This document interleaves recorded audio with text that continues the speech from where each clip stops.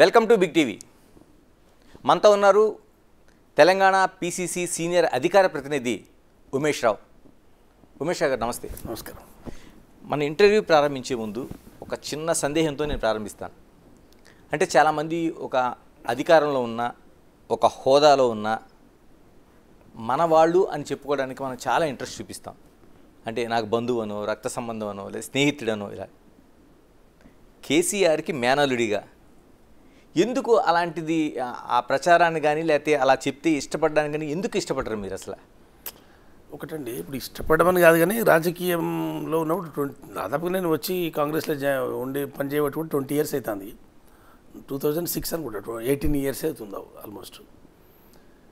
అప్పుడు తెలంగాణ ఉద్యమంలో కేసీఆర్ వెంటనే ఉన్నాం. ఆ కాజ్ కోసం మనం అప్పుడు ఆయన రాజీనామా చేసి వచ్చిన తర్వాత కాజ్ కోసం అని ఒక సంస్థగా పెట్టడం జరిగింది, రాష్ట్ర సాధన కోసం.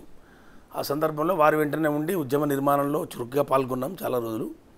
అది ఎప్పుడైతే 2004-05 ఆ ప్రాంతంలో అది అధికారం పంచుకోవడము, ఢిల్లీలో మంత్రులుగా ఉండడం, రాష్ట్రంలో మంత్రులుగా ఉన్న సందర్భంలో సరే నాకు కూడా అసలు పక్కా ఎందుకోసం నేను ఇప్పుడు వాళ్ళతో విభేదించినా నాకు కూడా ఇప్పుడు ఎంత పెద్ద జ్ఞాపకం లేదు వాస్తవానికి చెప్పాలంటే.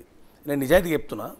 కాబట్టి ఏదో జరిగింది. సమయం నేను కాంగ్రెస్లో జాయిన్ అయిపోయినా, రాజశేఖర రెడ్డి అప్పుడు ఇన్వైట్ రమ్మన్నారు, కాంగ్రెస్ జాయిన్ అయినా. అంతకుముందు నేను కాంగ్రెస్లో ఉన్నా, యూత్ కాంగ్రెస్లో పనిచేసిన అంతకుముందు కూడా. ఓన్లీ కాజు కోసం మాత్రమే అలా. ఎందుకంటే ఆయన జనరల్గా ఆయన టీడీపీ ఎమ్మెల్యే మంత్రి ఉన్నప్పుడు నేను టీడీపీలో ఎప్పుడు లేను. ఆయన కాజు కోసం ఎప్పుడైతే పార్టీ పెట్టడం, సంస్థ పెట్టడం జరిగిందో నేను తెలంగాణ కోసమే వారింట ఉండి పనిచేయవలసి వచ్చింది. ఎందుకంటే నాకు ఆయన మేనమామ కాబట్టి నేను దగ్గర ఉండి పనిచేయవలసి వచ్చింది. దాని తర్వాత ఎప్పుడైతే పొలిటికల్ టర్న్ తీసుకున్నదో అది నేను అప్పుడు ఏదో విభేదాలు వచ్చినాయి. దాంతో నేను బయటకు రావడం, కాంగ్రెస్ పార్టీలో కంటిన్యూషన్గానే పనిచేస్తా ఉన్న అప్పటి నుండి ఇప్పటి వరకు. అంటే ఇప్పటికీ ఎక్కడైనా ఎదురుపడితే, ఎందుకంటే వివాహ సంబంధాలు కావచ్చు, లేకపోతే మిగతా కావచ్చు, చాలా వరకు ఫ్యామిలీ మెంబర్ అంత తర్వాత ఎక్కడో చోట తారసపడే అవకాశం ఉంటుంది. మాట్లాడతారా? అంటే ఇప్పుడు పెద్ద ఫ్యామిలీ, చాలా ఫంక్షన్స్ అవి జరుగుతూ ఉంటాయి. అందరికీ తెలిసిన విషయం అది, పెద్ద ఫ్యామిలీ అని రాష్ట్రంలో అందరికీ తెలుసు. చాలామంది ఇళ్ళలో ఫంక్షన్లు కానీ ఇవి కానినప్పుడు వాళ్ళు వచ్చినప్పుడు, నేను వచ్చినప్పుడు కలిసి నమస్కారం పెట్టి సంస్కారవంతంగానే మర్యాద చేస్తాం. దానిలో తప్పేమున్నది అందులో. ఆయన ఎట్లాగో పెద్ద మనిషి, నా మేనమావనే కదా ఆయనతో పొలిటికల్గా నేను ప్రయాణం చేయకున్నా ఆయనతో నా మేనమావనే కదా. కాబట్టి కనబడ్డప్పుడు నమస్కారం పెట్టడం, ఆయనతో మాట్లాడడం అనేది జరుగుతుంది. పెద్ద అది సమస్య ఉంది అందులో. ఇలా బావ కేటీఆర్తో ఎలాంటి సంబంధాలు ఉన్నాయి? బావ కదా నాకు, బావమరిది గారు. సంబంధాలు అంటే పెద్ద ఏముండేయండి, వాళ్ళు రాజకీయాలు వాళ్ళు బిజీ అయిపోయినారు. మేము పార్టీలో పనిచేస్తున్నాం. అతను నాకు కలిసే అవకాశం తక్కువ. అది ఆల్మోస్ట్ సిరిసిల్ల నాకని రైవాలిటీ ఉంది, పొలిటికల్ రైవాలిటీ. మాకు అది వ్యక్తిగతమైన రైవాలిటీ, పొలిటికల్ రైవాలిటీ తప్పకుండా ఉంది. నేను సిరిసిల్ల ఎమ్మెల్యే కావాలనుకున్నా, నా అవకాశం ఆయన వచ్చి సిరిసిల్ల ఎమ్మెల్యే అయినప్పుడు నేను ఆయన మీద పోటీ చేస్తేనే కదా నేను ఎమ్మెల్యే కాగలిగేది. కాబట్టి ఎట్లయినా కానీ పొలిటికల్ రైవలే కాబట్టి డెఫినెట్లీ అదే సంబంధాలు అంతే. మాకు పొలిటికల్ రైవాలిటీ తప్ప మాకు పెద్దగా దగ్గర సంబంధాలు కానీ, ఆయనతో నేను కలవడం కానీ, నాతో ఆయన కలవడం కానీ అది ఎప్పుడు జరగలేదు. గత 10-12 సంవత్సరాల నుండి ఆయనతో ఎప్పుడు మాట్లాడిన దాఖలా కూడా లేదు. ఆయన రాష్ట్ర మంత్రి అయిన తర్వాత ఆయనతో ఎప్పుడు మాట్లాడలేను, ఆ దాఖలానే లేదు. అంటే ఎప్పుడైనా అనుకున్నారు? ఎందుకంటే ఒక ఉద్యమం కావచ్చు, లేకపోతే ఒక దశాబ్ద కాలం, అంటే 2 టర్మ్ల అధికార పార్టీలో ఉన్న టీఆర్ఎస్ తర్వాత బీఆర్ఎస్, ఒక మేనమామ ఆయన సీఎంగా, నేను అంటే ఇలాగ వాళ్ళతో కొనసాగి ఉంటే ఈ పార్టీకి నేను అప్పుడు ఇప్పుడు అనుకోలేదు. నేను ఇప్పుడు కూడా మా పార్టీ అధికారం ఉంటే కూడా నేను ఎవరి దగ్గరికి, మంత్రుల దగ్గరికి, ముఖ్యమంత్రుల దగ్గర నేను రెగ్యులర్ ఏం పోను. నాకు అటువంటి అలవాటు కూడా లేదు. అంతా మా పార్టీ అధికారంలో సంతోషం, ప్రజల సేవ చేస్తున్నాం, ఉండాలని కోరుకుంటాం అంతే తప్ప నేను ఎవరి దగ్గర తిరగడమో, ఎవరి నెలలకు పోవడమో, ఎవరితో ఏదైనా ఫేవర్ తీసుకోవడానికి నేను ఎప్పుడు ప్రయత్నించలే. అది చాలామందికి తెలుసు. టీఆర్ఎస్లో కూడా కేసీఆర్ ముఖ్యమంత్రి అయితే ఒక్కరోజు కూడా నేను ఆయన కలవలే, ఆయన ఆఫీస్కోలే, నేను కేటీఆర్ కలవలే, ఎవరిని కూడా అందరికీ తెలిసిన విషయం ఇది, కొత్తగా నేను చెప్పుకునేది ఏం లేదు. కాబట్టి నాకు అటువంటి అలవాటు కూడా లేదు. నేను అధికారం ఉంది కదా, మా కుటుంబ సభ్యుల అధికారంలో నేను చెలాయిద్దామని నేను ఒక్కరోజు కొన్ని క్షణం కోసం కూడా ఎప్పుడు అనుకోలే. నేను అంటే కేసీఆర్ ఉద్యమంలో కావచ్చు, లేకపోతే ప్రజల సమస్యలు తెలుసుకోవడం కోసం కావచ్చు, కేసీఆర్ హెలికాప్టర్ ప్రయాణంలో ఉమేష్ రావు ఖచ్చితంగా ఉండేవారు. అప్పుడు ఆ మూమెంట్ ఉన్నప్పుడు ఆయనతో వెంబడి తిరిగే వాళ్ళం కదా. ఎందుకంటే నేను ఆల్రెడీ కుటుంబ సభ్యునే కాబట్టి, నాకు అల్లు ఉన్నాయి కాబట్టి న్యాచురల్గానే పర్యటనలలో మేము కూడా వెంబడ పోయేవాళ్ళము. ఎందుకంటే చాలా పనిచేసినాము అప్పుడు పార్టీలో, ఉద్యమ సంస్థలో కూడా పనిచేసినాం కాబట్టి ఎటువైనా కేసీఆర్ గారు వెంబడ పోయినా అందరికి తెలుసు. అప్పుడు అది జరిగిందో 20 ఏళ్ళ కింద జరిగిన విషయం ఇదంతా. కాబట్టి దాని తర్వాత నన్ను పొలిటికల్గా విభేదించినప్పుడు నా పార్టీలో నేను పని చేసుకుంటామని వాళ్ళ పనులు వాళ్ళు ఉన్నారు అంతే. అంటే ఎందుకని అంటే అంతకాలం ఉద్యమంలో పనిచేశారు, చాలా సీరియస్గా ఉద్యమంలో పనిచేశారు, కేసీఆర్తో పాటు అడుగులు వేశారు. నిజంగా చాలామంది ఇప్పుడుండే నాయకులు, టీఆర్ఎస్ నుంచి బీఆర్ఎస్లో ఉన్న నాయకులు సైతం ఉమేష్ రావు అన్న ఆయన్ని ఎప్పుడు మేము ఆ పార్టీ మారతారని ఊహించలేకపోయాం అనేది కూడా చాలా మంది సీనియర్ నాయకులు చెప్తుంటారు. ఎందుకు అంత ఆ పార్టీ? నేను ఈ ప్రశ్న గత 10-15 సంవత్సరాలు ఎదుర్కొంటా ఉన్నాను అనేది. కాకపోతే నేను దీనికి అసలు కరెక్టు నేను ఏమి విభేదించి బయటకు వచ్చినాం. బయటకు వచ్చి మా పనులే మేము అంతే తప్ప నేను ఎప్పుడు కూడా వాళ్ళ దగ్గరికి పోవాలి అని ప్రయత్నించడం, లేకుంటే ఏదో పదవి పొందాలనో ఇంకేదో ఫేవర్ కావాలనో నేను ఎప్పుడు కూడా ప్రయత్నించలే. నాకు అటువంటి ఆలోచన కూడా రాలేదు. ఎందుకు రాలేదు కూడా నాకు కూడా తెలియదు. నాకు అటువంటి ఆలోచన రాలేదు, నేను పోలేదు. అది అందరికి తెలుసు. మా పార్టీలో ఉన్న వాళ్ళకి తెలుసు, వాళ్ళకి తెలుసు, కేసీఆర్కి తెలుసు, కేటీఆర్కి తెలుసు, అందరికి తెలుసు. నేను ఎప్పుడు ఆ ప్రయత్నం చేయలే.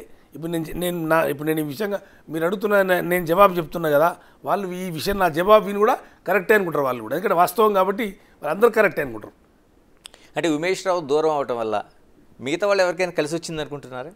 అంటే సంతోష్ కావచ్చు మిగతా సంతోష్ నేను గురించి మాట్లాడగానే ఇప్పుడు హరీష్కు బాగా కలిసి వచ్చింది అది. ఓకే, డెఫినెట్లీ హరీష్ కూడా పాలిటిక్స్ చేద్దాం అనుకోలే. నాకు తెలుసు హరీష్ కూడా ఏదో ఉద్యోగం చేసుకోవాలని అది చదువుకున్నాడు కాబట్టి ఇంజనీరింగ్ చదువుకున్నాడు. ఉద్యోగం చేసుకుని అనుకోకుండా హరీష్ కూడా పాలిటిక్స్లో రావాల్సి వచ్చింది. నేను దూరం కావడం వల్ల హరీష్కు అవకాశాలు ఎక్కువ వచ్చినాయి. హరీష్ చాలా దూరం పోగలిగిండు. ఆయన పని కూడా చేసిండు. ఓకే, ఆయన దగ్గర పని చేసినా, పార్టీలో పని చేసిండు, పదవులు కూడా వచ్చినాయి, కష్టపడతా కూడా అక్కడ వరకు ఆయన సక్సెస్. కాకపోతే నేను బయటకు రావడం హరీష్కు బాగా కలిసి వచ్చింది. తర్వాత కేటీఆర్ వచ్చిండు. కేటీఆర్ చాలా రోజుల తర్వాత వచ్చిండు ఆయన. అప్పుడు కేటీఆర్ లేడు పనిచేసేప్పుడు, ఉద్యమ సమస్య పెట్టినప్పుడు లేడు ఆయన. తర్వాత వచ్చి ఆయన సిరిసిల్లలో కంటెస్ట్ చేసిండు 2009లో. అంతా 2007-6 ఆ ప్రాంతంలో వచ్చిండు ఆయన. 2009లో ఎమ్మెల్యేకి పోటీ చేసే అవకాశం వచ్చింది. అక్కడి నుంచి సిరిసిల్ల నుండి ఇప్పటి వరకు ఆయనే కొనసాగుతూ ఉన్నాడు. మళ్ళీ అంటే ఉద్యమం తర్వాత, అంటే కాంగ్రెస్ పార్టీలోకి వచ్చిన తర్వాత కూడా సిరిసిల్ల కావచ్చు, లేకపోతే మిగతా చోట్ల ఉండే ప్రజా సమస్యలు కావచ్చు, ఉమేష్ రావు ఎప్పుడు విడిచిపెట్టలేదు.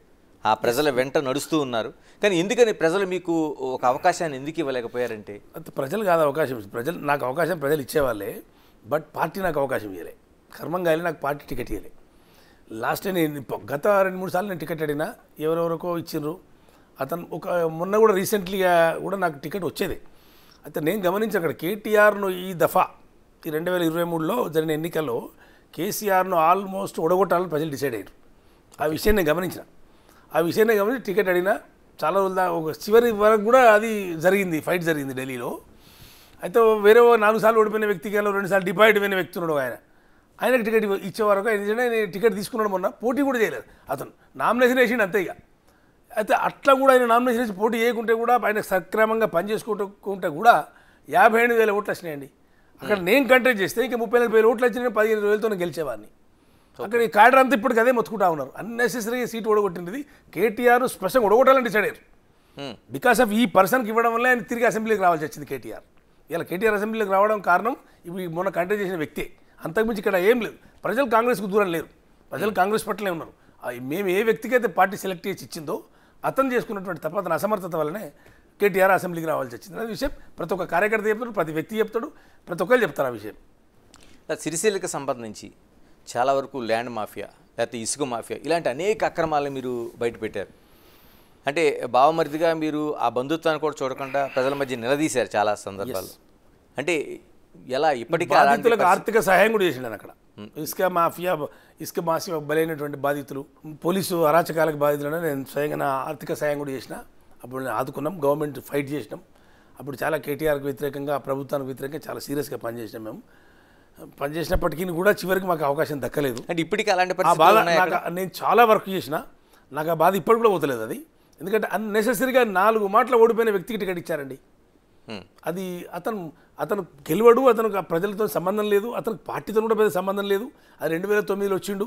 2009లో వస్తే ఇండిపెండెంట్కి వీళ్ళు టికెట్ ఇవ్వకపోతే ఇండిపెండెంట్ కంటెస్ట్ చేస్తే ఓడిపోయాడు. దాని తర్వాత కాంగ్రెస్లోకి వచ్చిండు. 10 నెలల తర్వాత కాంగ్రెస్ పార్టీలో కొన్ని రోజులు ఉన్నాడు.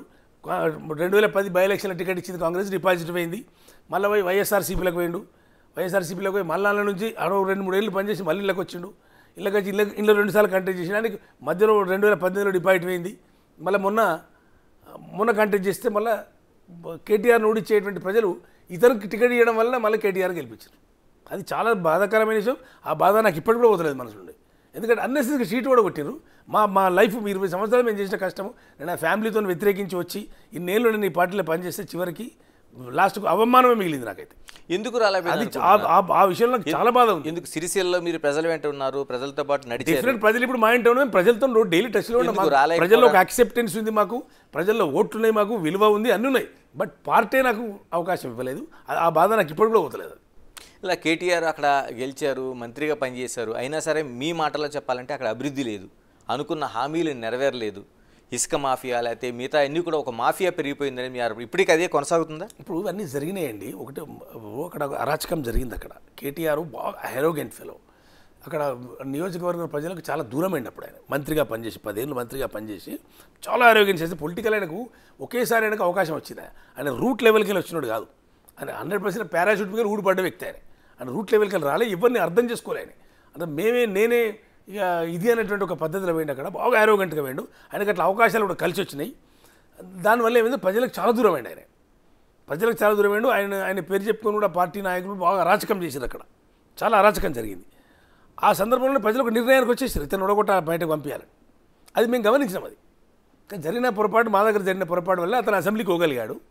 బట్ ఆయన ఇప్పుడు అభివృద్ధి జరిగేంత కాదు జరుగుతుంది. పెద్ద గొప్ప అభివృద్ధి అనేది నేను అనడం కాదు, కానీ ఏదో జరిగేంత అభివృద్ధి జరిగింది. 10 ఏళ్ళు మంత్రిగా ఉన్నాడు, కొంత జరిగింది. జరగలేదంటే అరాచకం అనేది ఎక్కువైంది. అక్కడ అరోగెన్సీ, అరాచకమే ఎక్కువైంది. అటు కాళేశ్వరం కావచ్చు, లేకపోతే విద్యుత్తు ఒప్పందాలు కావచ్చు, వీటన్నిటిలో కూడా అవినీతి జరిగింది, నాసిరకం పనులు జరిగాయి అనేది ఇప్పుడు విచారణలో తేలుతుంది. దీన్ని ఎలా చూడాల్సిన అవసరం? విచారణలో తేలలేదు. విచారణ కమిషన్ వేయడం జరిగింది. అది విచారణ చేస్తూ ఉన్నారు. ఇంకా విచారణ కమిషన్ రిపోర్ట్ ఏముంటుంది, అందరితో వాళ్ళు సమాచారం తీసుకుంటారు. కాబట్టి వాళ్ళు విచారణ కమిషన్ పరిధిలో ఉన్నప్పుడు మనం నిర్ధారించలేం దాన్ని, అది ఏం జరిగిందనేది. సరే, ఇప్పుడు కాళేశ్వరం 2 బ్యారేజీలు అయితే మొత్తం లీక్ అయినాయి. దానివల్ల ఇప్పుడు మనం ఉపయోగంలో లేకుండా పోయింది, నీళ్ళు కిందికి వెళ్ళిపోతూ ఉన్నాయి. అక్కడి నుంచి మనం పంపింగ్ చేసుకునే ఛాన్స్ ఇప్పుడు లేకుండా పోయింది. బట్ మిగతా పోర్షన్ అంతా కొంచెం ఉపయోగంలో ఉంది. ఇక్కడ మేము కూడా ఇప్పుడు మా ప్రభుత్వం కూడా లిఫ్ట్ చేస్తుంది వాటర్ అక్కడి. అంతకుముందు వాళ్ళు పెట్టినటువంటి పంపులు కానీ రిజర్వాయర్లు కానీ అక్కడి నుంచే వస్తున్నాయి వాటర్. కాళేశ్వరం అంటే 2 బరాజులలో పెద్ద సమస్య జరిగింది. ఓకే, మొత్తం కాళేశ్వరం అంటే నాట్ ఓన్లీ బరాజులే కాదు, మొత్తం పంప్ హౌజ్లు, టన్నెల్స్, కెనాల్స్, రిజర్వాయర్లు అవన్నీ కలిపితే కాళేశ్వరం. అయితే దాన్ని కొంత పోర్షన్ ఉపయోగించినాం కదా మేము. ఆ గాయత్రి పంప్ హౌజ్ నుంచి పంపులు వాటర్ లిఫ్ట్ చేసి ఇప్పుడు ఇక్కడ హైదరాబాద్ కొండపోచమ్మ వరకు తీసుకొచ్చినామంటే మా కాంగ్రెస్ ప్రభుత్వమే ఇప్పుడు పంపులు నడిపిస్తూ ఉంది. అయితే వాళ్ళు కొంత చేసింది ఉన్నది, లేదని మేము అనడం లేదు. ఆ 2 మెయిన్ బరాజులు ఎక్కడి వాటర్ ఎక్కడి మనం తీసుకోవాలనో ఆ బరాజులే ఇప్పుడు దెబ్బతిన మేడిగడ్డ అనేది. దాని మీద విచారణ కమిషన్ వేసినారు. ఆ విచారణ కమిషన్ రిపోర్ట్ ఏమొస్తుందో మనం సుప్రీంకోర్టు జడ్జి గారు, రిటైర్డ్ జడ్జి గారితో వేశారు. కాబట్టి అది వచ్చిన తర్వాత కానీ మనం ఏం చెప్పలేము. ఇప్పుడు ఉమేష్ రావు గారు, అంటే దేశవ్యాప్తంగా అనేక సమస్యలపైన మనకి చర్చలు జరగడం చూస్తాం, కుంభకోణాలపైన చర్చలు జరుగుతూ ఉంటాయి. అలాంటి వాటిలో మనకి లిక్కర్ స్కామ్ ఒకటి. అటువంటి వాటిలో కవిత ఉండటం అనే దాన్ని ఎలా చూడాల్సిన అవసరం ఉంది? మీరు ఎందుకంటే వితిన్ ఒక పెద్ద ఫ్యామిలీ నుంచి వచ్చిన ఫ్యామిలీ మీది, దీన్ని ఆ పార్టీగా కావచ్చు అయితే కుటుంబంగా కావచ్చు, ఎలా చూస్తారు మీరు? నేను ఒకటి అంటానండి, ఇప్పుడు లిక్కర్ అనేది స్కామ్ అనేది కాదనేటువంటిది మా పార్టీ, జాతీయ పార్టీ చెప్పింది. ఓకే, అదొక పాలసీ, ఢిల్లీలో జరిగినటువంటి ఢిల్లీ గవర్నమెంట్ తీసుకున్న ఒక పాలసీ. దానిలో ఏదో మారిన డబ్బులు జరిగిందని చెప్పి 100 కోట్లు ఏదో మారినాయని చెప్పారు. దాన్ని ఇంతవరకు ఓన్లీ 6 నెలల్లో, ఈ 2 సంవత్సరాలలో దాన్ని నిలదీసినటువంటి పరిస్థితి లేదు. అరవింద్ కేజ్రీవాల్ గారిని కూడా డెఫినెట్లీ రాజకీయంగా ఇండియా కూటమి సపోర్ట్ ఇస్తుందనే ఆయనను బీజేపీ టార్గెట్ చేసింది. అందులో భాగంగానే వీళ్ళందరినీ ఇరుక్కున్నట్టుగా నేను అనుకుంటాను. కాకపోతే ఎక్కడ ప్రూఫ్ కాలే కదా. ఇప్పుడు ఆమె జైల్లో చాలామంది వేయరు, కవిత ఒకతే కాదు, చాలామంది వేయరు, అందులో ఆమె ఒకటి. కాకపోతే వాళ్ళ ఎందుకు పోవాల్సి వచ్చింది, ఎందుకు వేయవచ్చు, మరి ఎవరి మీద కక్ష తీసుకోవడానికి వేసిండ్రు? మరి కేజ్రీవాల్ గారిని అయితే 100% కక్ష తీసుకోవడానికి వేసిండ్రు. నిన్న కేజ్రీవాల్ గారు రిలీజ్ చేసేటప్పుడు కూడా సుప్రీంకోర్టు మొట్టికాయలు వేసింది సిబిఐకి, ఈడీ. వాళ్ళు ఎన్ని సమస్యలను అనవసరంగా ప్రయోగించినటువంటి సమస్యలే తప్ప ఎక్కడ కూడా వాళ్ళు ఆధారాలు ముందు పెట్టినటువంటి దాఖలా అయితే ఇక్కడ కనబడతలేదు. 100 కోట్ల రూపాయలు 100 రూపాయలు కూడా ఇక్కడ జరిగిందని చూపెట్టినటువంటి దాఖలాలు బీజేపీ ఆధారాలు చూపించకపోయినా బీజేపీ కుట్ర ఇంతకాలం ఉండాల్సి వచ్చింది. ఎందుకంటే ఇప్పుడు ఒకసారి వాళ్ళు ఏదో 4 కేసులు బుక్ చేసినప్పుడు డెఫినెట్లీ కేంద్ర ప్రభుత్వం ఇన్ఫ్లుయెన్స్ చేసావు, మరి ఎట్లా ఏదో రకంగానైతే అభియోగాలు మోపి సిబిఐ మీద, ఈడీ మీద అభియోగాలు మోపి వాళ్ళ ద్వారా అభియోగాలు మోపి జైల్లో కొంతకాలం పెట్టచ్చు. కానీ మళ్ళీ ఎందుకు కంటిన్యూషన్ చేయలేకపోయినారు? ఎందుకు ఇంతకాలం జైల్లో పెట్టి ఎందుకు ప్రూఫ్ చేయలేకపోయింది? మరి కేజ్రీవాల్ మీద ఏం ప్రూఫ్ అయింది? మనీష్ సిసోడియా మీద ఏం ప్రూఫ్ అయింది? బీజేపీకి వ్యతిరేకంగా వాళ్ళు పోరాటం చేస్తున్నారు కాబట్టి ఇవాళ వాళ్ళను కుట్రబన్ని లోపల పెట్టడం, వాళ్ళ గవర్నమెంట్ సంబంధించిన పాలసీ మీదనే వాళ్ళను ఇచ్చేసి దాని ఒక కుట్ర కేసుగా చిత్రీకరించి, కుంభకోణంగా చిత్రీకరించి బీజేపీ ఆడిన నాటకం అనేది నిన్న కోట్ల ద్వారా తెలిపోయింది. ఎలా ఉంది ముఖ్యమంత్రిగా రేవంత్ పరిపాలనకు సంబంధించి ఏం చెప్పదలుచుకుంటారు? ఒకటంటే ఇప్పుడు వారు ముఖ్యమంత్రి అయింది అనేది 9 నెలలు అయింది. ఇప్పుడు 9వ నెల అయితే ఇప్పుడు మేము చెప్పినటువంటి పథకాలు ఆ రోజు మేము ప్రజలకు ఇచ్చినటువంటి వాగ్దానాలన్నీ కూడా ఒకటొకటి అమలు చేసుకుంటూ వచ్చే క్రమంలో ఇక్కడ ఏంటంటే కొంచెం ఆర్థికపరమైనటువంటి ఇబ్బందులు వచ్చినాయి. మేము ప్రజలకు కూడా రిక్వెస్ట్ చేసినాం, ఎందుకంటే ప్రజల ముందు కూడా పెట్టినాం. ఇది ఎప్పటికప్పుడు మా ప్రభుత్వం మంత్రులతో చెప్తా ఉన్నారు. ఇప్పుడు ఆర్థికపరమైనటువంటి అంశాలు మేము శ్వేతపత్రం కూడా శాసనసభలో కూడా పెట్టడం జరిగింది కదా. ఇది పరిస్థితి. మేము పగ్గాలు చేపట్టే వరకు ఈ రాష్ట్ర ఆర్థిక పరిస్థితి ఇది. ఇన్ని అప్పులైనాయి, ఇన్ని వడ్డీలు మేము కట్టడం జరుగుతుంది, ఇటువంటి పథకాలు మేము పెట్టాలా అనేటువంటి విషయాలను స్పష్టంగా శాసనసభలోనే ప్రజల ముందు ఉంచడం జరిగింది. కాబట్టి ఆర్థికపరమైన కొన్ని ఇబ్బందులు ఉన్నాయి కాబట్టి అయినా వాటిని ఓవర్కమ్ చేసుకుంటూ కూడా ప్రభుత్వం తీవ్రమైనటువంటి ఎక్సర్సైజ్ చేస్తూ ఉంది. ఇక్కడ ప్రజలకు ఇచ్చిన వాగ్దానాలు అన్నీ చేయాలి, 1 బై 1 చేసుకుంటూ వస్తున్నాం. ఏది ఆపడం జరిగింది చెప్పండి. ఇలా ఫార్మర్స్ విషయంలో కూడా రైతు రుణమాఫీ అని చెప్పాం. నాకు కొన్ని వేల కోట్లు మేము ఒక 27 డేస్లోనే 18,000 కోట్ల రూపాయలు రుణమాఫీ చేయడం జరిగింది. 18,000 కోట్లు. ఇంకా మిగతాది కూడా ఏమైనా మిగిలినది కూడా క్లియర్ చేయడానికి ప్రభుత్వం కసరత్తు చేస్తాం తీవ్రంగా.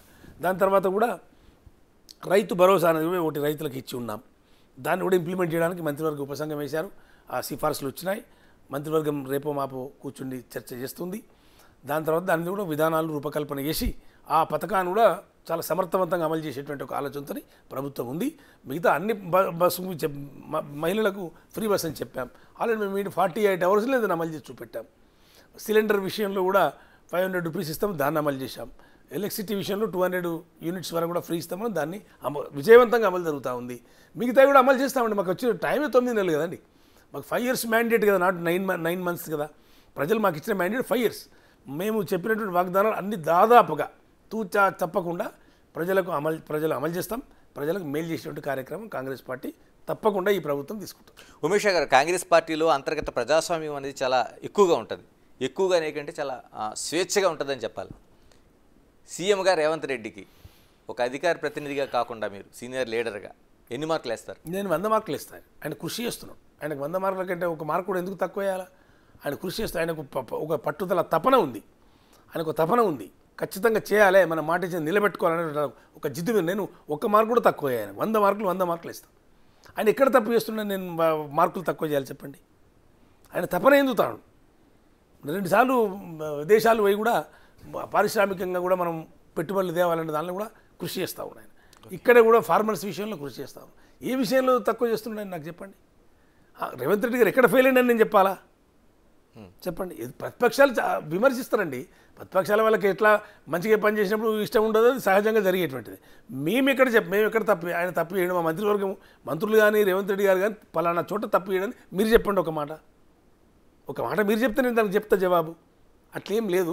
100% ఈ ప్రభుత్వం కమిట్మెంట్తో పనిచేస్తాం. సక్సెస్ అవుతాం మేము. మాకు టైం ఉన్నది. ఆ టైం ప్రకారం మేము అన్నీ అమలు చేస్తాం. ఎవరికి ఏం సందేహం లేదు. ఎవరికి వారు మాట్లాడుకోనివ్వండి. ఇలా బీజేపీ చెప్పింది ఏదో కథలు చెప్పింది. మరి కనీసం బడ్జెట్లో కూడా తెలంగాణకు ₹1 కూడా తీసుకురాలి. మంత్రులు ఎంపీలు మాతో సమానంగా వాళ్ళని ఎంపీలను గెలిపించారు. వాళ్ళు ఏం న్యాయం చేసినట్టు తెలంగాణకు? ఇవాళ ఏది చేసినా తెలంగాణ ప్రజలను కాపాడుకోవాలని ఏది చేసినా మన కాంగ్రెస్ ప్రభుత్వమే చేయాలా. ఎవరు మాట్లాడే వాళ్ళు ఎవరు చేయరు. బాధ్యత మా మీద ఉంది. 100% మా మంత్రివర్గం 100% మంచిగా పనిచేస్తుంది. ముఖ్యమంత్రి గారు కూడా తపనతో పనిచేస్తున్నాడు ఆయన. కాబట్టి మేము ఎక్కడ తప్పు పట్టడానికి ఒక అవకాశం అయితే నాకు ఎక్కడ కనబడతలేదు. ఇలాగ పీసీసీ అధ్యక్షుడి ఎన్నిక అంటే అనేక ఊహాగానాలు జరిగినాయి. చివరికి ఊహించని వ్యక్తి వచ్చారు. నాకు అర్థమైనంత ఈ మధ్య కాలంలో హైకమాండ్ తీసుకున్న ఒక గొప్ప నిర్ణయంలో ఇది ఒక గొప్ప నిర్ణయం అని నేను అనుకుంటున్నాను. పీసీసీ అధ్యక్షుడి ఎన్నిక ఒక మంచి కాంగ్రెస్ కార్యకర్తను, ఒక సోల్జర్ను పీసీసీ ప్యాడ్గా పెట్టారు. అది కాంగ్రెస్ పార్టీ ఘన విజయం. అది ఎందుకు? ఏఐసిసి తన ట్రాక్ రికార్డు చూస్తే, మహేష్ గౌడ్ గారి ట్రాక్ రికార్డు చూస్తే అతను విద్యార్థి దశ నుండి సుమారు నాకు ఒక 34 సంవత్సరాలు ఉంది తనతో క్లోజ్ అసోసియేట్. ఇద్దరే మేము చాలా క్లోజ్. 34 సంవత్సరాలు. నేను అంతకుముందు కూడా ఆయన నిజామాబాద్ జిల్లాలో విద్యార్థి దశ నుంచి రాజకీయాల్లో చురుగ్గా ఉన్న కాంగ్రెస్లో. ఆయన అప్పటి నుండి ఇప్పటి వరకు ఒక్కరోజు విశ్రాంతి తీసుకోకుండా కాంగ్రెస్ పార్టీకి పనిచేస్తున్న వ్యక్తి. కాంగ్రెస్ పార్టీ గురించి పూర్తిగా అవగాహన ఉన్నటువంటి నాయకుడు ఆయన. ప్రతి కార్నర్లో తెలంగాణ రాష్ట్రంలో కాదు, నాటు ఆంధ్రప్రదేశ్లో కూడా ఆయనకు అన్ని జిల్లాల్లో ఆయనకు పరిచయాలు, కార్యకర్తలతో పరిచయాలు, నాయకులతో పరిచయాలు. ఒక 40 సంవత్సరాల ఆయనది ట్రావెల్ అది కాంగ్రెస్ పార్టీతో. కాబట్టి ఆయన ఓపికస్తుడు, చాలా సౌమ్యుడు, మంచి విద్యావంతుడు, అన్ని విధాల కాంగ్రెస్ పార్టీకి కమిటెడ్ నాయకుడు ఆయన గురించి అక్కడ ఏమి తక్కువ చెప్పుకోవడానికి లేదు. ఇక పూర్తి స్థాయిలో 100% వారి యొక్క నియామకం అనేది ఏఐసిసికి నేను ఇటీవల వాళ్ళు అంత మంచి నిర్ణయం ఎప్పుడు తీసుకున్నాను నాకు అనిపించలే. మంచి నిర్ణయం తీసుకున్నారు. బడుగు బలహీన వర్గాల వ్యక్తి, అన్ని విషయాలు తెలిసిన వ్యక్తి ఆయన. ఆయనకు అందరితో సంబంధాలు ఉన్నాయి, అందరితోనే ఆయనకు మిత్రత్వం ఉంది. మరొక అంశం, కీలకమైన అంశం ఏంటంటే హైడ్రా. అంటే తెలుగు రాష్ట్రాల్లోనే కాదు, తెలంగాణే కాదు, తెలుగు రాష్ట్రాల్లోనే కాదు, దేశవ్యాప్తంగా హైడ్రా కోసం ఒక పెద్ద చర్చ జరుగుతుంది.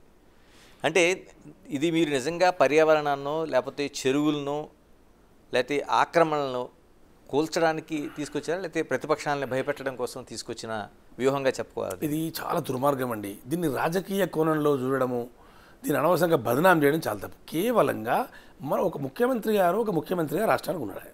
ఆయన కొంత ప్రజలకు సేవ చేయాలన్న ఆలోచనతోనో లేకుంటే పర్యావరణం కాపాడాలనో, హైదరాబాద్ ఒక బ్రాండ్ ఇమేజ్ కాపాడాలనో ఆయన ఆలోచన చేస్తాడు తప్ప రాజకీయ కక్షలు తీసుకోవడానికి హైడ్రా ఎందుకు ఇస్తారండి? హైడ్రాతో రాజకీయ కక్ష అంటే మీరంతా ఆక్రమించి ఉన్నారన్నట్ట. మరి దీని అర్థం మీరంతా బాగా ఆక్రమణలు చేస్తే ముఖ్యమంత్రి గారు పోయి మీ అన్నీ కూలగొడుతున్నారు అనుకోవచ్చు, అంతే కదా. మరి మీరు ఆక్రమణలు చేయడం కూలగొడితే తప్పేంది? మరి ఆయన కేవలం పర్యావరణం రక్షించడం కోసం హైదరాబాదు వర్షాలు పడితే ఎంత దారుణంగా రోడ్ల మీద నీళ్ళు వచ్చి అసలు ఎంత గంటల కొద్దీ రోజుల కొద్దీ ట్రాఫిక్ జామ్ అవుతూ ఉంది. కేవలం మనం చేసినటువంటి ఒక పొరపాట్ల వల్లనే కదా ఇది. మరి ఇలా అన్ని చెరువులన్నీ అంతర్ధానం అయిపోయినప్పుడు నీళ్ళు ఎక్కడ పోతాయి? మరి దాని గురించి పట్టించుకోవద్దా? 10 సంవత్సరాల గత ప్రభుత్వం పట్టించుకోలే. రోడ్ల మీద పడవలలాగా కార్లు తేలిపోతున్నాయి, మొత్తం లోతట్టు ప్రాంతాలని జలమయమైపోతున్నాయి. నీళ్ళు ఏ వైపు పోవాల్సిన నీళ్ళు ఆ వైపు పోతలేవు. మరి వీటిని పట్టించుకోకూడదా ముఖ్యమంత్రి? దీనికి రాజకీయం ఎందుకండి? హైడ్రా రాజకీయం అనుకుంటే ఇంత పొరపాటు కదా. హైదరాబాద్ ఏది అక్రమ కట్టడాలు కూలగొడితే రాజకీయం అవుద్దా? జిహెచ్ఎంసీలో గతంలో కూడా ఉంది కదా, ఇప్పటివరకు ఉంది కదా, ఒకటి విజిలెన్స్ సెల్ ఉంది కదా, దానికి పదును పెట్టిండు అంతే ఆయన. దానికి పదును పెట్టి ప్రత్యేక విభాగాన్ని ఏర్పాటు చేసి వల్ల హైదరాబాద్ పర్యావరణ పరిరక్షించాలా, నీళ్ళ సమస్యను ఇబ్బంది తొలగించాలా, చెరువులను కాపాడాలా. ఈ చెరువులలో ఇండ్లు కడితే, బిల్డింగ్లు కడితే, ఆక్రమించుకొని కడితే, కాలేజీలు కడితే దాని ఏమైనా అర్థం ఉందా అండి? ఫంక్షన్ హాల్ కట్టుకుంటారా అండి? కాదు కదా. కాబట్టి దాని మీద చర్య తీసుకుంటే తప్పేలా అవుతుంది, అది రాజకీయం ఎలా అవుతుందని నేను అడుగుతా ఉన్నాను. ఇది ఎవరో గిట్టని వాళ్ళు రాజకీయ ప్రత్యర్థం తీసుకోవాలి, అట్లా తీసుకోవాలి, వేరే రకంగా తీసుకోవచ్చు. ఇల్లు కూడా కొడితేనే రాజకీయ ప్రత్యర్థం తీసుకున్నట్ట. రాజకీయ ప్రత్యర్థులను రాజకీయం కూడా ఇస్తాం. ప్రత్యర్థులు అనే వాళ్ళని డెఫినెట్ రాజకీయంగానే మనం ఎదుర్కొంటాం. కానీ వాళ్ళు ఇల్లు కూడా కొడితే మాకు వచ్చేది ఏముంటుంది? అక్రమంగా కట్టింది కాబట్టి ఇది పద్ధతి కాదు. కాబట్టి ఈ హైడ్రా అనేటువంటి చట్టపరంగానే యాక్ట్ చేస్తూ ఉంది. ఇది ఎందుకు తప్పుపడుతున్నారు హైడ్రాను తప్పుపడటం అవసరం ఏంది? కాబట్టి ముఖ్యమంత్రి గారి మీద అనవసరంగా అబాండాలు మోపి ఆయన చేస్తున్నది ఏదో తప్పని, రాజకీయం చేస్తుండని, ఇది రాంగ్ అండి. ఇది ఇట్లయితే మనకి ఇది రాను ఏమి ఉండదు. మరి మొత్తం నీళ్ళలోనే ఉంటుంది, హైదరాబాద్ మొత్తం నీళ్ళలోనే ఉంటుంది. ఏది చేయొద్దంటే ఎట్లా అండి? మరి ఏం చేయకుండా ముఖ్యమంత్రి ఎందుకు? అది రాజకీయం, అందులో ఏమాత్రం ఒక కించిత్ రాజకీయం లేదు. ఆ కోణంలో కూడా ఆలోచించాలి, ఎందుకంటే నివాసం ఉంటున్న వాళ్ళు దానికోసం కొంచెం ఆలోచించి ముఖ్యమంత్రి గారు చెప్పారు, కొంచెం హ్యుమానిటేరియన్ గ్రౌండ్స్ కూడా ఆలోచించవలసి వస్తుంది. కాబట్టి వాళ్ళు విధాన నిర్ణయం తీసుకుంటారు. ముఖ్యమంత్రి గారు అధికారులంతా కూర్చొని ఆలోచిస్తారు. ప్రతిదానికి వాళ్ళు ఏం చేయాలి, ఏం చేయకూడదు అన్ని మనం రోజు చెప్తే ఎట్లా అండి? మరొక అంశం, కౌశిక్ రెడ్డి వర్సెస్ అరికపూడి గాంధీ. నిజంగా మరోసారి పెద్ద వివాదంగా వచ్చింది. అంటే ఎవరు ఏ పార్టీయో కూడా తెలియని పరిస్థితుల్లో విమర్శలు, ప్రతివిమర్శలు. ఇందులో ప్రత్యేకంగా మనం మాట్లాడుకోవాల్సింది మళ్ళీ ఆంధ్ర వాళ్ళ కోసం వచ్చిన ఒక ప్రధానమైన అంశం. దీన్ని ఎలా చూడాల్సిన అవసరం ఉంది? అంటే ఇది ఎవరికి లాభిస్తుంది, ఎవరిని ఇరుకుని పెడుతుంది? నాకు తెలిసి ఇది అనవసరంగా కొంతమంది మాట్లాడదు. ఆంధ్ర వాళ్ళు ఏంటండి? ఆంధ్ర అనడం ఏంటండి? హైదరాబాద్ ఉన్న వాళ్ళు హైదరాబాద్ లెవెల్లో ఆంధ్ర ఏంటి, సెటిలర్స్ ఏంటి, ఆంధ్ర ఏంటి? అది ఆలోచించవలసిన విషయం కూడా కాదు. కాకపోతే వాళ్ళు వ్యక్తిగతంగా ఏదో రాజకీయపరమైన ప్రతి సవాళ్ళు విసురుకొని అంత దూరం తీసుకొచ్చింది తప్ప ఆంధ్ర తెలంగాణ అనే అంశం రాదు, రావద్దు కూడా. ఓకే, అది పద్ధతి కాదు కదా. తెలుగు వాళ్ళతో కుదాలినప్పుడు విజయవాడలో నేను ఉండొచ్చు, హైదరాబాద్లో వీళ్ళు ఉండొచ్చు. అది మీ ఆంధ్ర ఇవన్నీ అనడానికి ఏముంటుందండి? ఆంధ్ర తెలంగాణ ఇవన్నీ మనం ఈ మాటలు తప్పవండి. అందరూ కలిసి ఉన్నటువంటి తెలుగు వాళ్ళు కలిసే ఉండాల్సిన అవసరం ఉంటుంది. కాంగ్రెస్ పార్టీ విధానం కూడా అదే. మరి కౌశిక్ రెడ్డి లాంటి వాళ్ళు మాట్లాడాల్సిన అవసరం, బుద్ధి లేక మాట్లాడతారండి. కౌశిక్ రెడ్డి మాట్లాడితే ఆంధ్ర తెలంగాణలో కొట్టుకుంటారా? కౌశిక్ రెడ్డి స్థాయి ఏంది? కౌశిక్ రెడ్డి చెప్తే ఆంధ్ర తెలంగాణలో రెచ్చిపోయి కొట్టుకునే అవసరం ఉంటుందా? ఆయన పిచ్చోడు మాట్లాడిన అనుకుంటారు, వదిలేస్తారు తప్ప కౌశిక్ రెడ్డి గురించి అంత చర్చించాల్సిన అవసరమే ఉన్నది. కౌశిక్ రెడ్డి మాట్లాడితే ఆంధ్ర తెలంగాణ వాళ్ళు ఏమైనా విభేదాలు వచ్చి ఒకరికొకరు కొట్టుకునే అవకాశం లేదు కదా. మరొక అంశం, గాంధీ పేరుతో వస్తున్న భవనాలు కావచ్చు, విగ్రహాలు కావచ్చు, లేకపోతే ఎయిర్పోర్ట్లు కావచ్చు, యూనివర్సిటీలు కావచ్చు, ఇప్పుడు ఏకంగా బీఆర్ఎస్ రాకేష్ రెడ్డి ఒక జాబితానే రిలీజ్ చేశారు. అంటే దేశవ్యాప్తంగా ఉన్న అన్నిటికీ మీ గాంధీలు, ఇందిరాగాంధీలు, లేకపోతే సోనియా గాంధీల పేర్లు, లేకపోతే రాజీవ్ గాంధీ పేర్లు పెట్టుకుని పోతారా అనేది ఒక ప్రధాన విమర్శ. ఏం చెప్తారు అధికార ప్రతినిధిగా మీరు? ఒకటి అండి, ఇప్పుడు గాంధీలు వాళ్ళ యొక్క చరిత్ర దేశంతో వాళ్ళు పెనవేసుకున్న అనుబంధం ఇవన్నీ ప్రజలు ఆమోదిస్తేనే ఆ పేర్లు పెట్టుకోవడం జరిగింది. ఇప్పుడు ఒక మాట, హైదరాబాద్లో రాజీవ్ రహదారి రామగుండం ఉన్నది. హైదరాబాద్ రాజీవ్ రహదారిని నిర్మించింది ఎవరు? కాంగ్రెస్ ప్రభుత్వం నిర్మించింది. అప్పుడు రాజీవ్ గాంధీ గారి పేరు పెడితే ప్రజలు ఆమోదించారు కదా. ఎయిర్పోర్ట్ను కష్టపడి రాజశేఖర రెడ్డి గారు కట్టారు, కాంగ్రెస్ ప్రభుత్వంలో కట్టారు. అప్పుడు ఎయిర్పోర్ట్కు రాజీవ్ గాంధీ ఇంటర్నేషనల్ ఎయిర్పోర్ట్ ప్రజలు ఆమోదించారు కదా. ప్రజల ఆమోదం లేకుండా చేసింది బలవంతంగా రుద్దింది కాదు కదా. దేశంలో వాళ్ళు దేశానికి వాళ్ళకున్న సంబంధం అలాంటిది.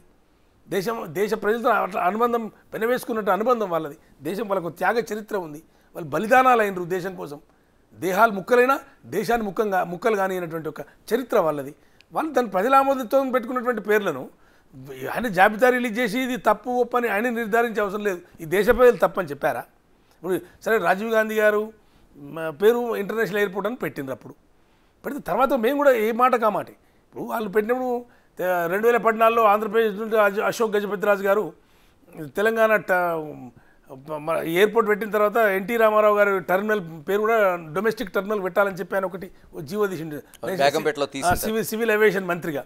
తీసినప్పుడు అసెంబ్లీలో చర్చ జరిగినప్పుడు కేసీఆర్ గారు ముఖ్యమంత్రి కూడా లేదు రాజీవ్ గాంధీ గారి పేరు ఆ రోజు పెట్టారు కాబట్టి దీన్ని మార్చే అవసరం లేదని చెప్పారండి. అసెంబ్లీలో చెప్పారు, ఆన్ రికార్డ్ చెప్పారు. ఓకే, కాబట్టి పేర్లు ఇప్పుడు ఒక మన సంయమనంతో ఉండాలి తప్ప పేర్లు మహనీయుల పేర్లు పెట్టుకుంటారండి.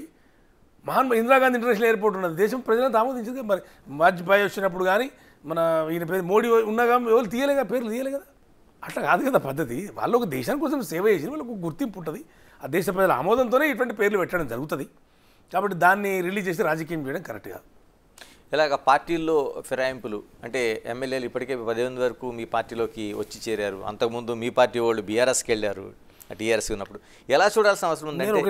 నేను ఒకటి మాత్రం చెప్పగలుగుతా. ఎందుకంటే ఈ బీఆర్ఎస్ నుంచి ఏది కాంగ్రెస్కి వచ్చినా కాంగ్రెస్ నుంచి బీఆర్ఎస్ కానీ ఈ డిఫెక్షన్సే కరెక్ట్ కావు.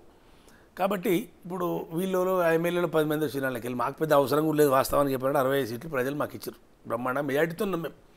సరే మాకు అది అభివృద్ధి కార్యక్రమాలు ఉంటాయి, చేస్తాం, మేము అభివృద్ధి చేసుకుంటాం, వస్తామంటే సరే కాంగ్రెస్ పార్టీ రమ్మంటే చెప్పారు. వాళ్ళని పెద్ద మీరు రావాలి, మీరు వస్తేనే మా ప్రభుత్వాలు నిలబడతాయి, వాళ్ళ అవసరం కూడా మాకు లేదు. వాళ్ళు అసలు వచ్చి రావడా పోవాలన్నా పోతే ఒక పార్టీ ఫిరాయించాలా లేదని వ్యక్తిగత విషయం, వాళ్ళు ఆలోచించుకోవాలి.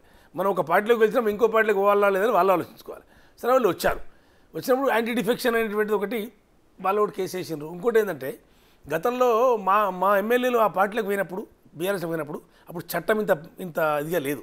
అప్పుడు సుప్రీంకోర్టు నుండి తీర్పులు రాలే. రీసెంట్లీ 1.5 year బ్యాకే సుప్రీంకోర్టులో ఒక డైరెక్షన్ వచ్చింది, 140 పేజీల డైరెక్షన్ ఇచ్చారు. ఈ విషయంలో ఈ డిఫెక్షన్ల మీద సుప్రీంకోర్టు కొంచెం సీరియస్గా ఉంది.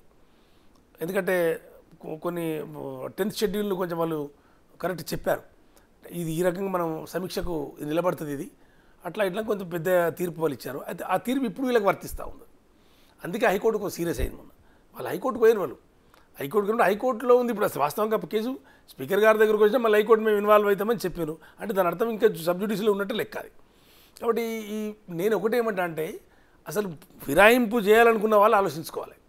ఫిరాయింపు చేయడం పద్ధతా కాదా?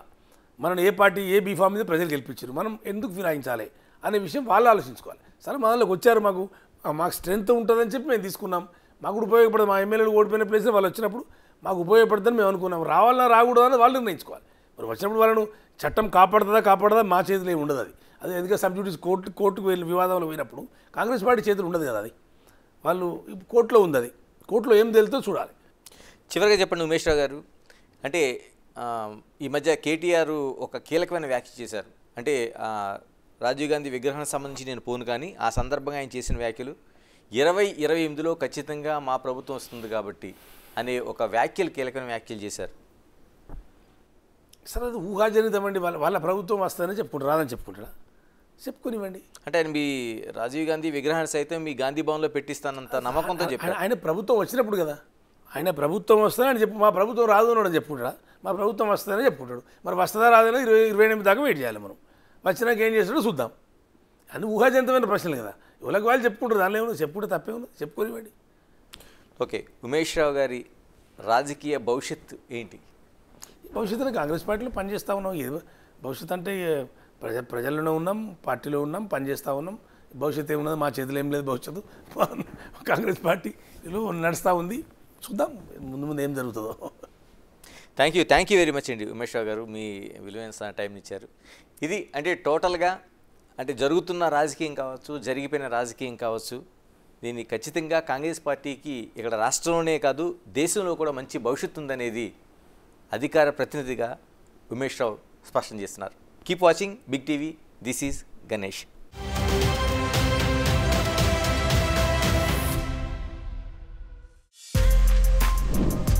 For more videos like this, subscribe Big TV channel.